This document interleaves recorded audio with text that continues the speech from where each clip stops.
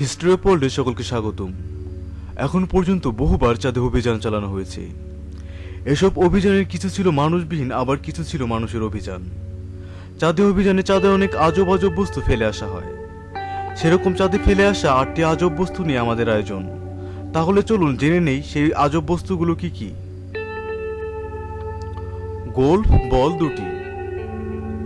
Alan shepherd Apollo 14 মিশনে 6টি golf set আর কয়েকটি গোল্ফ বল নিয়ে যান।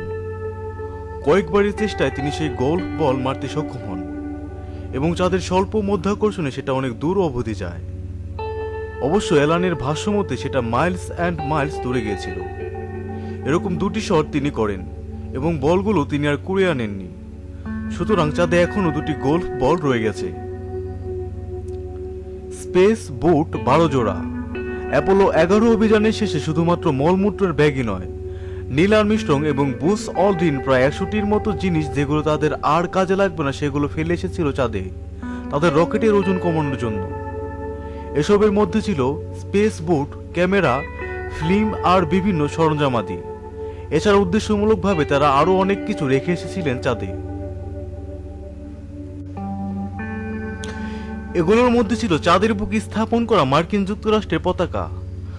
যদিও তারা ধারণা করেছিল রকেটের আগুনের কারণে সেটা বশীভূত হয়ে গেছে। একটি স্বর্ণের লকেট এবং একটি সিলিকন ডিস্ক যেটাতে আমেরিকার রাজনীতিবিদ, নাসার বিজ্ঞানী আর বিভিন্ন দেশের প্রধানদের শুভেচ্ছা বাণী ধারণ করা হয়েছিল। রিচার্ড নিক্সনের স্বাক্ষর করা ফলক। মানুষের চন্দ্র জয়ের অভিযানের সময় মার্কিন যুক্তরাষ্ট্রের প্রেসিডেন্ট ছিলেন রিচার্ড নিক্সন, তাই তার স্বাক্ষর করা একটি ফলক চাঁদে রেখে আসেন অভিযাত্রীরা। তিনি একমাত্র প্রেসিডেন্ট যার স্বাক্ষর রয়েছে চাঁদে। বেশ কয়েকটি চিত্রকর্ম, যদিও ব্যাপারটি সম্পর্কে নিশ্চিত নয়। অনেকে একে গুজব বলছে, কিন্তু এটা বিশ্বাস করার মতো যথেষ্ট কারণও রয়েছে যে বেশ কয়েকটি চিত্রকর্ম ফেলে আসা হয় চাঁদে। 1960 সালে ভাস্বর ফরেন্স মায়ের একটি ক্ষুদ্র টুকরোয় 6 জন নাম করা চিত্রশিল্পীর অঙ্কন স্বাক্ষর করেন, যেটা ঠিক করা হয় চাঁদে রেখে আসা হবে। ক্ষুদ্র এই চিত্রকর্মকে তিনি মুন মিউজিয়াম নামকরণ করেন। এটাতে ছিল ক্লাইস ওল্ডেনবার্গের আঁকা মিকি মাউসের মতো একটি ইঁদুর, অ্যান্ডি ওয়ারহলের আঁকা সূচালোর মতো দেখতে কিছু একটা। কিন্তু নাসার সাথে এ পরিকল্পনা সফল করতে ব্যর্থ হন মায়ার্স। কিন্তু অ্যাপোলো 12 এর এক ইঞ্জিনিয়ারকে সে চিত্রকর্ম চাঁদে রেখে আসার ব্যাপারে রাজি করাতে সক্ষম হন। চোরাইভাবে সেটি স্কেপক্রাফটে করে চাঁদে পাঠানো হয়, কিন্তু আদৌ সেটি চাঁদে রেখে আসা হয়েছে কিনা সেটি নিয়ে নিশ্চিত নন খুদ মায়ার্স। মলমূত্র ভর্তি ব্যাগ 96টি। অ্যাপোলো মিশনের সময় স্বাভাবিকভাবে নভোচারীদের মহাকাশে মলমূত্র ত্যাগ করতে হয়েছিল। তাদের এসব দৈহিক বজ্র রাখা হয়েছিল 96টি প্লাস্টিকের ব্যাগে। চাঁদ থেকে ফেরার সময় দেখা গেল চাঁদ থেকে নিয়ে আসা পাথরের কারণে রকেটের ওজন অনেক বেশি হয়ে যাচ্ছে।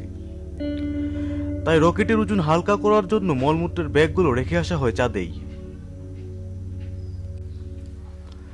একটি বিতর্কিত চিত্রকর্ম। ফলেন অ্যাস্ট্রোনট হচ্ছে 3.5 ইঞ্চি আকারের একটি অ্যালুমিনিয়ামের ফলক। এটি তৈরি করেন বেলজিয়ামের চিত্রশিল্পী পল ভ্যান হয়েডং।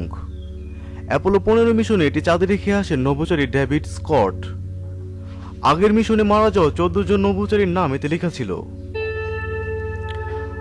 বাজ পাখির পালক। অ্যাপোলো 15 মিশনে ডেভিড স্কট একটি পরীক্ষা করেন। একটি ভ্যাকুয়ামের মধ্য দিয়ে একটি হাতুড়ি আর একটি বাজ পাখির পালক একসাথে ফেলে দেখেন যে বস্তু দুটি কিভাবে পড়ে। দেখা যায় বস্তু দুটি একসাথে মাটিতে পড়েছে।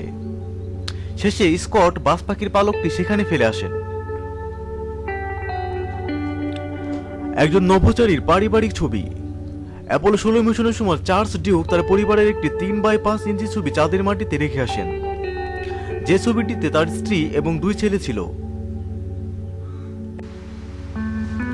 ঠিক কী কারণে ডিউক ছবিটা সেখানে রেখে এসেছিলেন তা সম্পর্কে বলেনি, তবে ছবিটার পেছনে একটি বার্তা লিখেছিলেন। কিন্তু দুর্ভাগ্যবশত চাঁদের বুকে এতদিন ধরে থাকা এই ছবিটা হয়তো ফ্যাকাশে হয়ে গিয়েছে।